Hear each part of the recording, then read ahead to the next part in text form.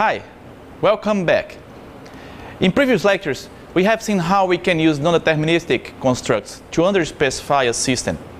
In this lecture, we will present how the refinement process allows the resolution of these non-deterministic choices. This activity is called refinement of non-determinism.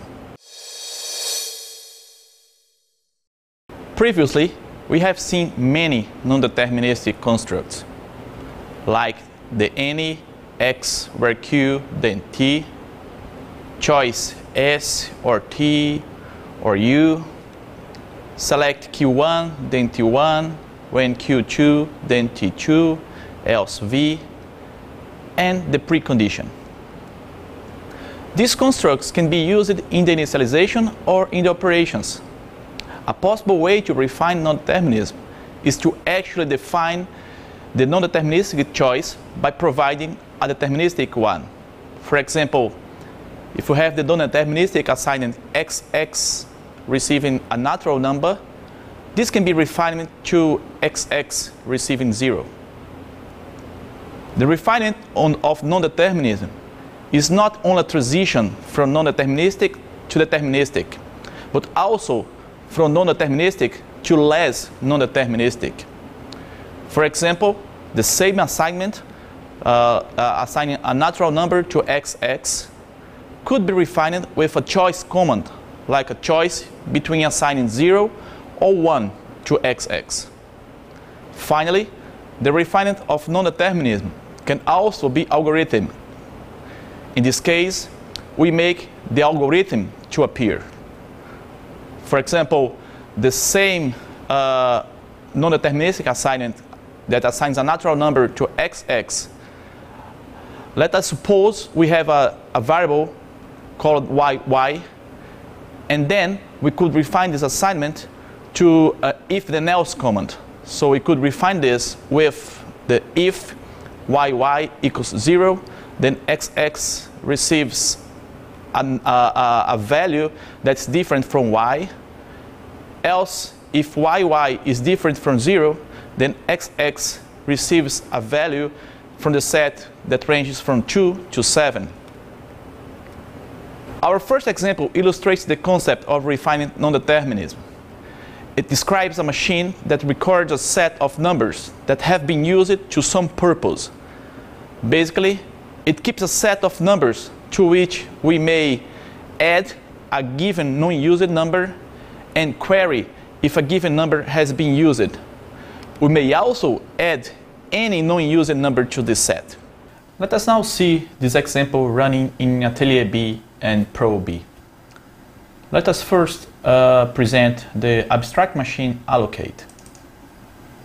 The machine allocate has a variable allocated, which is a set containing numbers, in our case ranging from 1 to 100.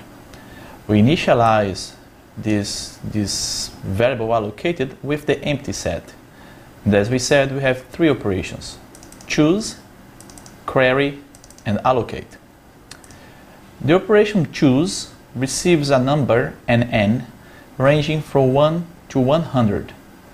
And notice that n, the given number, cannot be allocated. It cannot be a member of allocated.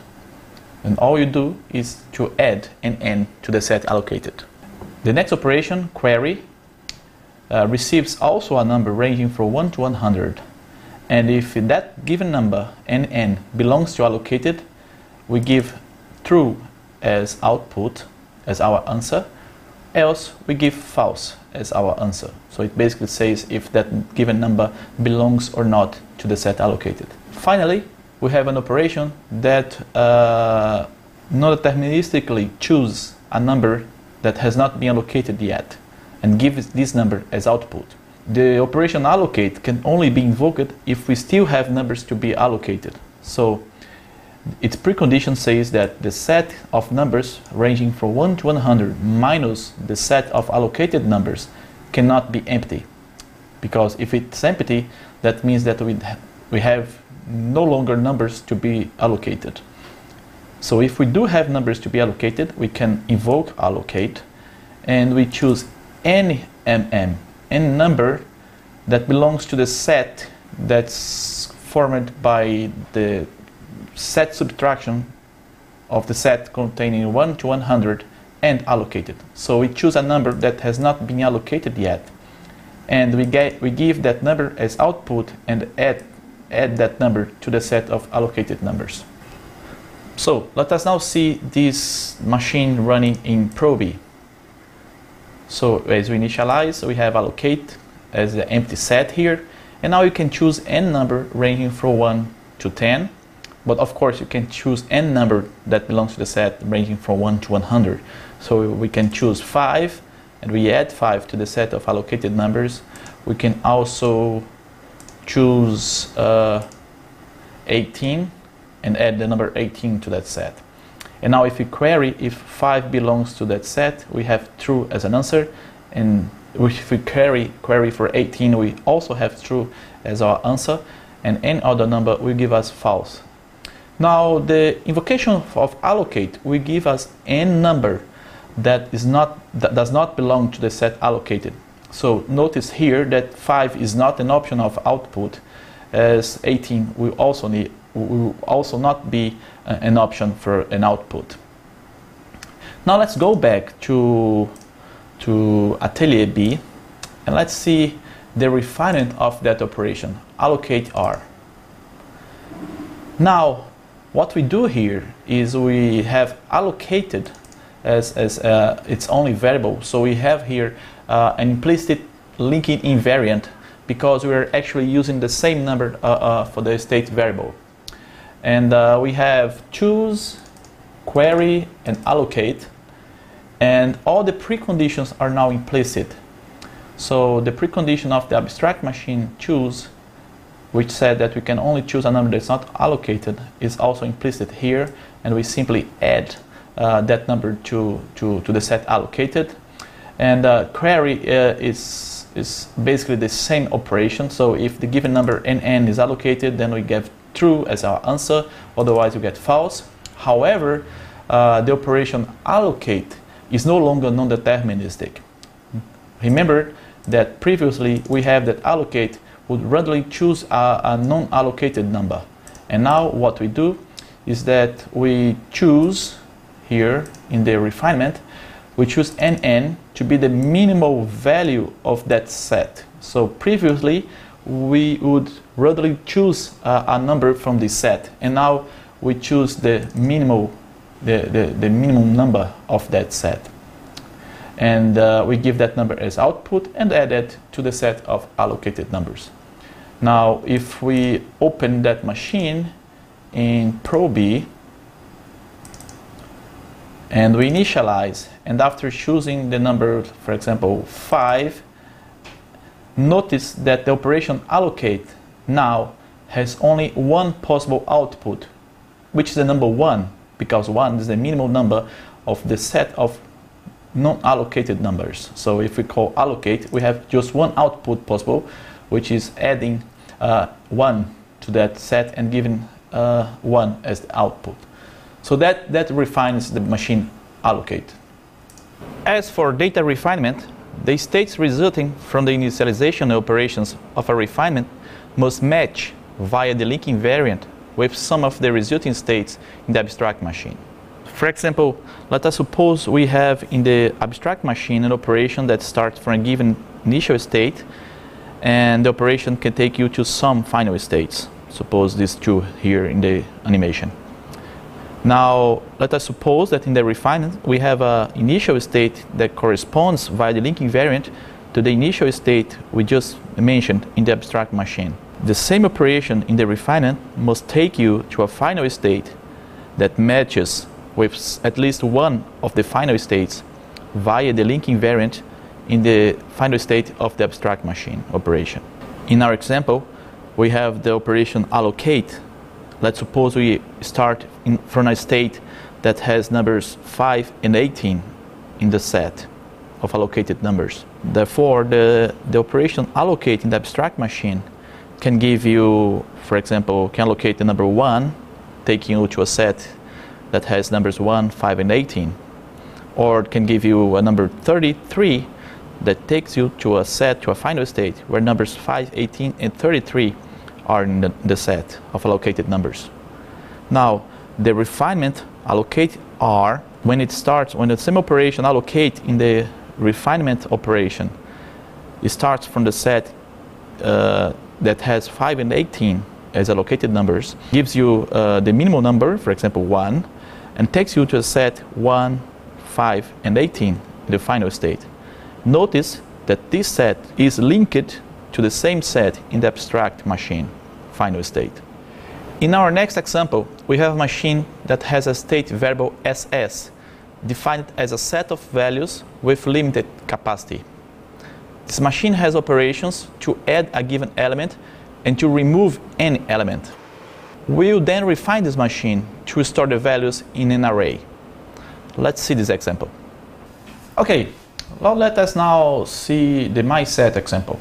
First, we're using here a context machine mySet, which simply declares the set of values of this that will be from which we will be taking elements to add to the set, and we have a constant mm, an integer number that gives us the capacity of this set. Then we have the abstract machine mySet, which actually sees this context machine and has a variable SS that is a subset of values. So SS is basically a set of values with the cardinality being less or equal the capacity that is mm. We initialize this set with the empty set, and now we can add elements to it or we can discard elements from it. So to add an element, we receive a value, and this has to be a new value, so it cannot be a member of SS, and we must have still 3 places in this set, so the cardinality of the set must be less than the capacity mm. And in that case, we simply add elements to that set. And to discard elements, we must have a non-empty set, so SS cannot be the empty set, and we choose an element, so we choose an EE, where EE belongs to SS, and we remove that element from the set and give that element as the output of the operation, so XX becomes EE. So now if you want to refine this machine, one possible way to do that is to use an array to store the values, and a high watermark, a variable that indicates where the set ends, where the elements of the array do not represent the set anymore, elements of the set anymore. So we have here a refinement called mySetR, which refines my set and also sees the context machine we presented. And we have the 2 variables, the array, which is defined as a total function from indexes ranging from 0 to mm-1, 2 values, and our high watermark, which ranges from 0 to mm. So as you can see here in the invariant, the high watermark equals the cardinality of our abstract set. So our high watermark is exactly the value of the number of elements that we have in our set. And our abstract set is composed of elements of the array that are in the indexes ranging from 0 to the high watermark -1.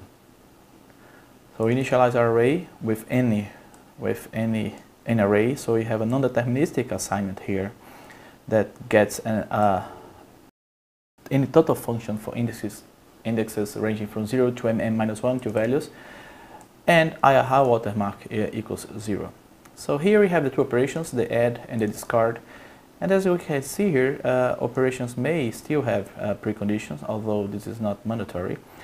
But in our case, we decide to keep it. XX is a value, and it's a new value. So it's an element that does not belong to the array, the relational image of the array at indexes ranging from 0 to the high watermark -1. So notice that this expression is exactly this one here in the invariant, and it equals our abstract set. So this is exactly the same as saying that XX, as we said in the precondition of the abstract machine, where we said that XX does not belong to the set SS. And our high water mark is less than mm. So again, here our high water mark equals the cardinality of SS. So this is saying exactly the same as we said in the precondition of the abstract machine, where we say the cardinality of the set is less than the limit mm. So what we do here is we assign to the array at index high water mark, which is the first place as is 3, we assign the value xx that we received, and we increment the high water mark by 1. And to discard an element, again, the high water mark must be greater than 0. So again, this is the same as saying that the cardinality of the set here, the cardinality of the set is greater than 0. And what we do is decrement the high water mark by 1, and we give as output the array at the position, the new position for the high water mark.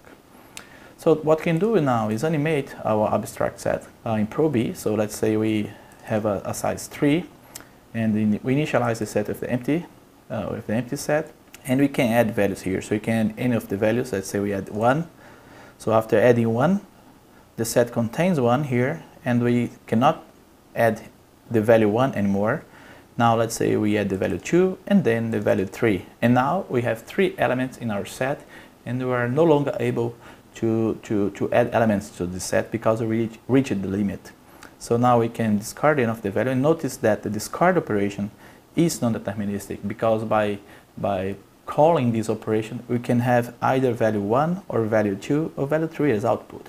Let's say we gave value 3, and now we can add element again because we have a place in the set, and value 3 can be added again.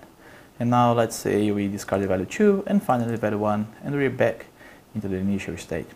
Now, if we animate just to see the behavior that we have in the refinement machine, let's set up the constant mm to be 3 again.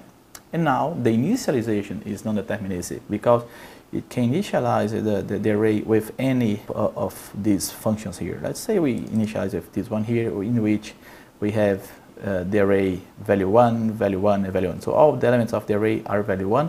However, our high water mark is 0. So that's the reason why we can still add value 1 to it. So by adding the value 1, see now that the high water mark is 1. So that means that the high water mark is the position 1 here. And the sets, the abstract set, is composed only by this element here, the value 1, in the array at position 0. Now we can add value 2 and then add value 3. And now, once again, we're no longer able to add any elements because we have reached the limit of 3, in which we have value 1, value 2, and value 3. But now if we want to invoke discard, notice that discard is no longer a non-deterministic operation. Now it's pretty deterministic because it gives as output the element at the array at position 3 minus 1, which corresponds to the element value 3. And after that, we can again add elements, but we can discard again. And if we discard, we are discarding the value 2. And finally, we discard the value 1, which is the first element of the array. And again, we are back to our initial state. And this completes this example. The important thing during refinement is that the state transitions in the refinement correspond to some state transition in the abstract machine. It does not matter where the non-determinism takes place. It can sometimes be simply moved to some other part of the machine. Therefore, refinement machines may still have some non-determinism. Our next example illustrates this. It describes a machine that stores the set of books that have been read and has an operation that returns a new book and adds it to the set. So let us suppose we have no books read yet, and then we call the operation new book. This will give us any element of the set containing Don Quixote, Ulysses, the Odyssey, Hamlet, and the Divine Comedy. Say the return is Don Quixote. Then Don Quixote is now a member of the set read. And now, every time we call the operation new book, for example, for the second time, we can have any element of the set containing Ulysses, the Odyssey, Hamlet, and the Divine Comedy. For example, if we call new book, we can have Hamlet as a return, and the next time we have the Divine Comedy as a return, and then the Odyssey, and finally Ulysses. So we have here the project with the books example. So abstract machine books has one variable, so it has a set of books, an abstract set of books, and has one variable read that's a subset of this set of books. We start this variable with the empty set, and as long as that set is not equal to the set of books, so as long as we still have books to be read, we choose NTT that belongs to the set of books minus the set of read books, the books we have read. So we choose n book that has not been read yet, and we give that book as output, and we add that book to the set of books that we have read. So if we animate that in Probe, and for the animation purposes only, we are using that trick of defining constants to animate. So we have here the machine books for Probe that extends that machine books, and we define what the set of books we have. So we have Don Quixote, Ulysses, the Odyssey, Hamlet, and the Divine Comedy. So we set up the constants, we read it, and now notice that the first time we invoke new book, we can have any possible output. So we can add Don Quixote, Hamlet, the Divine Comedy, the Odyssey, and so on. So actually what we have here is that we have a random choice of which book is going to be read next. So let's say we have Don Quixote, and now we have the set of books that have been read equals Don Quixote, and the next time we invoke a new book, we have only now 4 options because Don Quixote is no longer an option. There exists many different options to refine this non-determinism. One possible option is to keep an order between the books and store them in an array. So our refinement machine, the books R, has now it refines the books machine and has now one variable called schema. And the schema is an injective sequence of books, and the linking variant between the abstract machine, the abstract variable read, and the concrete variable schema is given by this expression here. So the range of our schema, which gives us a set of books, equals the set that results from removing read from the set of books. So basically this is saying that our schema contains only books that have not been read yet. So initialize this variable schema with any member of the set that contains all permutation of books. So basically perm of book give us the set containing all sequences that contains all elements of book exactly once. So this is basically giving us all orders that are possible to put the elements of book in a sequence. And we randomly choose one of these sequences to be our schema. So the operation, the refinement of the operation new book now give us, it's no longer non-deterministic, and give us the first element of the schema. And the schema now, after giving BB, so the first element of schema as output, the new schema becomes the tail of the current schema. So the behavior of that machine in Probe is exactly the same, apart from the fact that we no longer have a new book as a random operation. So we initialize our schema with any permutation of the elements of book. So let's suppose we have this operation here. We have now our schema. So the order in which we're going to be reading the books is Don Quixote, Hamlet, the Odyssey, Ulysses, and the Divine Comedy. So notice now that new book has no longer a non-deterministic choice. So if we invoke new book, we always get the first element of the schema. So we get Don Quixote, and then our schema changes and Hamlet becomes the first element, and then we get Hamlet, the Odyssey, Ulysses, and finally the Divine Comedy. And from this moment we have read all the books, we no longer have books to be read, and we complete our animation. Our abstract initialization took us to a state where we have the empty set T. Now, the refined initialization can take us to any of these states. For example, the state where the array is Don Quixote, Ulysses, the Odyssey, Hamlet, and the Divine Comedy. Now, moving to the operations, if we start from the empty set, the operation new book in the abstract machine could give us Don Quixote, or Hamlet, or the Divine Comedy, or the Odyssey, or Ulysses.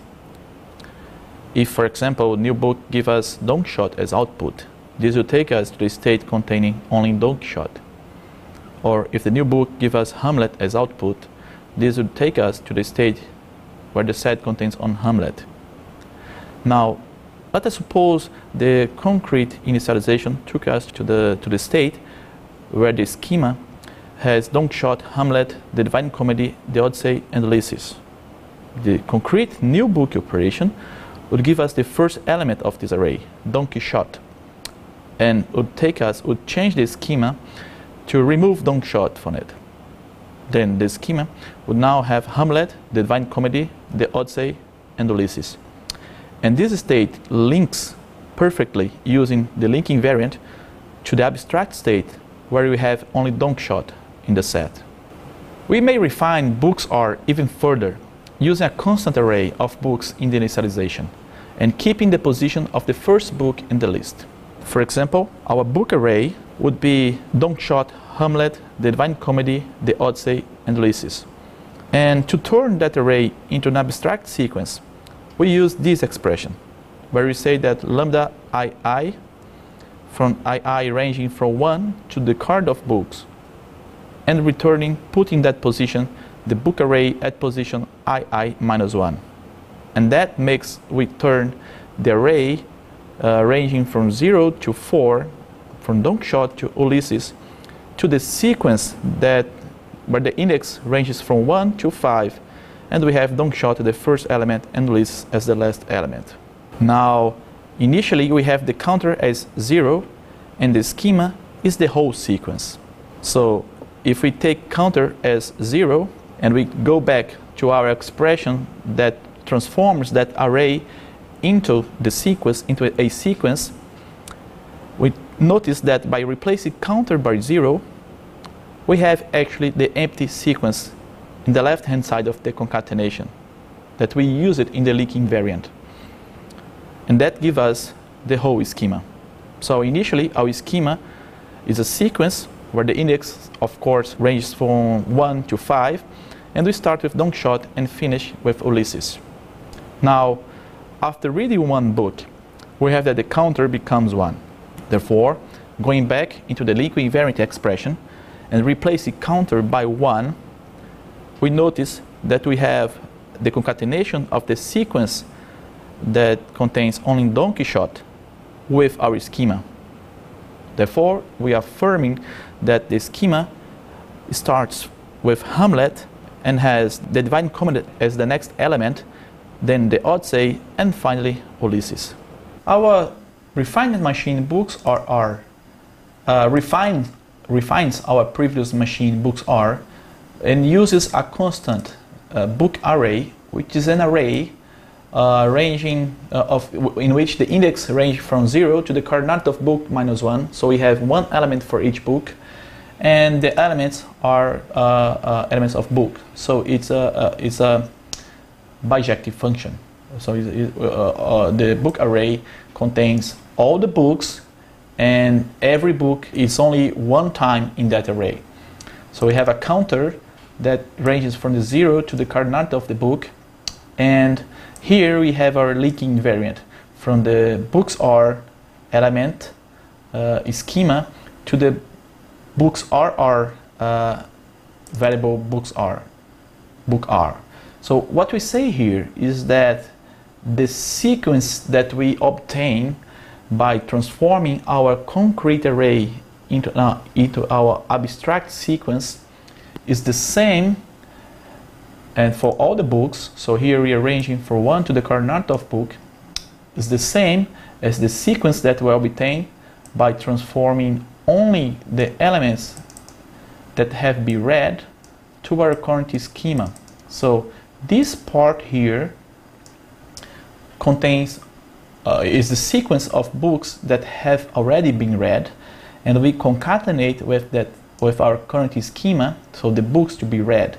What we will obtain is exactly the sequence of all the books. So we initialize counter with 0, and the operation new book is pretty concrete now and pretty deterministic. It gives as output BB, the element at position counter of the book array, and we increment the counter. So by animating that machine here in Probe, we have once we have the constant, so let's choose now a value for the constant for the array. Let's choose this one here. So once we have defined the value of that constant, we are now pretty concrete. So the initialization is concrete because it simply sets counter to 0, and all the operations now are deterministic because we have the order. We also have the order of the book. So we have the Divine Comedy, Ulysses, the Odyssey, Hamlet, and Don Quixote. So new book is deterministic. So we have the Divine Comedy, we have then Ulysses, and notice that we are incrementing the counter. We have the Odyssey, we have Hamlet, and finally we have Don Quixote. And after that point, we are no longer able to invoke new book because we have already read all the books. And that completes our example on the books machine. It's important to notice that the preconditions are implicit in the refinement. Therefore, we do not need to consider the behavior of the new book outside its abstract preconditions, in which case we would have two problems. First, schema would have empty as its value, and both the expression first of schema and the expression book array at position counter plus 1 would be undefined. Second, incrementing counter would break the invariant. Another important point is the transitivity of the refinement. So we have that books RR refines books R, and we have that books R refines books. Therefore, books RR refines books. As a final example, let us go back to our funny jukebox presented in the lecture of non-determinism. It contains a set track of possible music and stores the musics to be played and the number of credits. I only have 4 operations. We could purchase credits up to the machine limit. We could add a music to the set of musics that the jukebox should play. We could randomly choose a music from the set of musics that the jukebox should play. And finally, we could penalize the user for mistreating the jukebox, either by losing 1 credit, if we had any credit, or removing 1 music from the set of musics to be played if we had any music in that set. So, let us see again the jukebox we presented in previous lectures.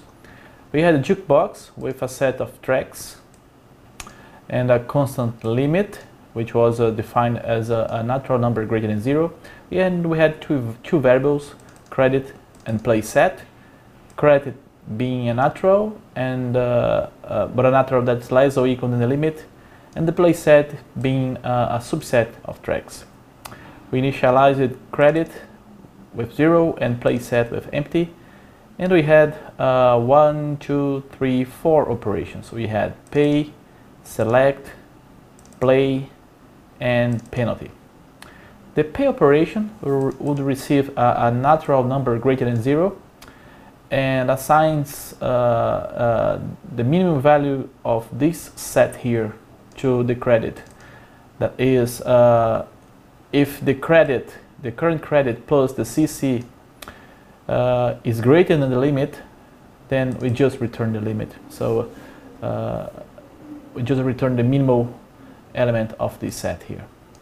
So the select operation could be invoked only if credit was greater than 0, and we select a track.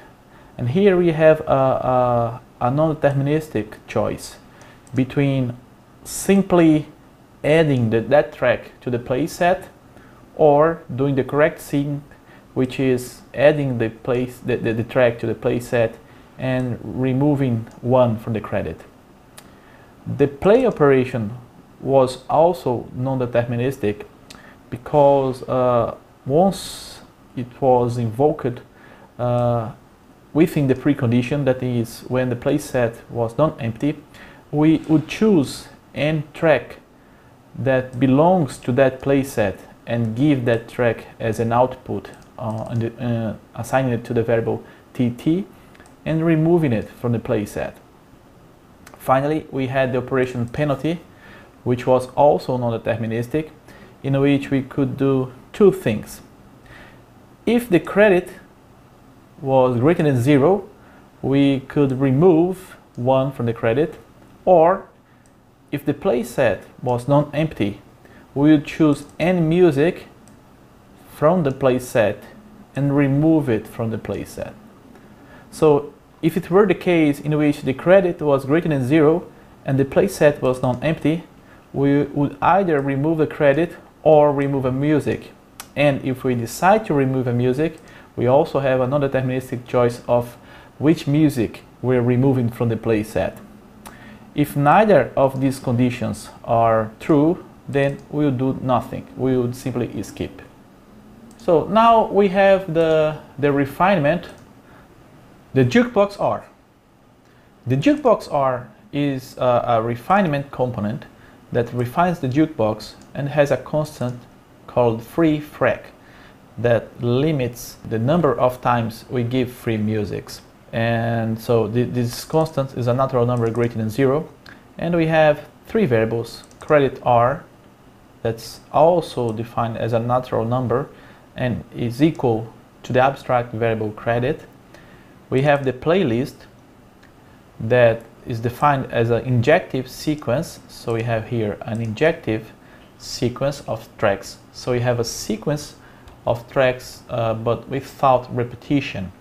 So every track appears just once in that sequence, if any. And important here is that we have, as we are using a list, we are also respecting the order, the insertion order of the musics. And the range of this playlist, the range of the concrete variable playlist, that is, the elements of the sequence, is exactly the same as the playset we had in the abstract machine. Finally, we have that the variable free that counts the number of musics before reaching the frequency in which we may give a free music, range from 0 to the constant free frag. So initially we had in the abstract specification that we had the initialization in which credit received 0 and the playset received the empty set, and here in the concrete operation we had credit R as expected receiving 0 and the playlist receiving the empty sequence and free starting with 0.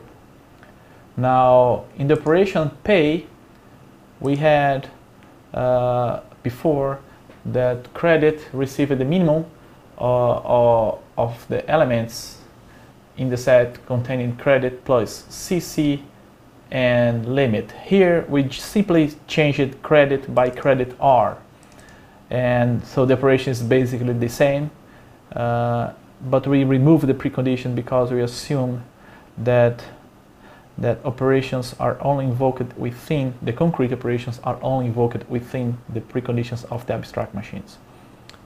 Also we had here the operation select, in which the abstract version either simply added a music to the playset or did the right thing, which is adding this music to the playset, but also removing a credit.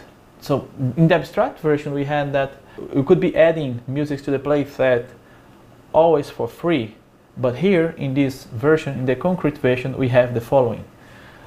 First, if the music is not, if we do have credits and the music is not in the range of the playlist, we add it to the end of the playlist. We add it to the tail of the playlist. So The music will be added to the playlist only if it's not there. And now we have, we work with the credits. So if the variable free, so we're actually counting the number of times we take the credit out. So if we have reached the frequency in which we may give add free musics, so if we have reached that limit, saying that the variable free equals the constant free frag, then we have a choice of either removing a credit, that is, we have reached the limit but we will still remove credits, or simply resetting free and not removing the credit. That means that if we reach that limit, that threshold, we may still remove credits or decide not to remove credits, in which case we start the counter again. But if we have not reached that frequency, then we simply increment free and remove the credit. So that's much more deterministic now, because we only have a choice to give free music, and just once, if we reach the limit free frag. The next operation is play, in which in the abstract version we would simply choose n music from the play set and give it as output. Now, if we do have that the playlist is greater than 0, or the size of the playlist is greater than 0, then we give as output the first of the sequence, and we keep in the playlist the tail of that sequence. So we now have a pretty deterministic operation in which the first music of the sequence is given as output. Finally, we had the penalty. So the abstract penalty, we had that if we had credit, we could remove credits. If we have music, we could remove musics and end music. Now we do it in a pretty deterministic way. So first we check if the playlist is not empty, in which case we simply remove the first music of the playlist. Else, if we don't have music in the playlist, then we check if we have credit, and if we have credit, we remove the credit. Otherwise, we do nothing, we simply skip. So this concrete version is much more deterministic. In fact, it is deterministic, while the abstract one was completely non-deterministic. And that completes the definition of the refinement of our jukebox. And that completes this lecture. See you in the next one. Bye.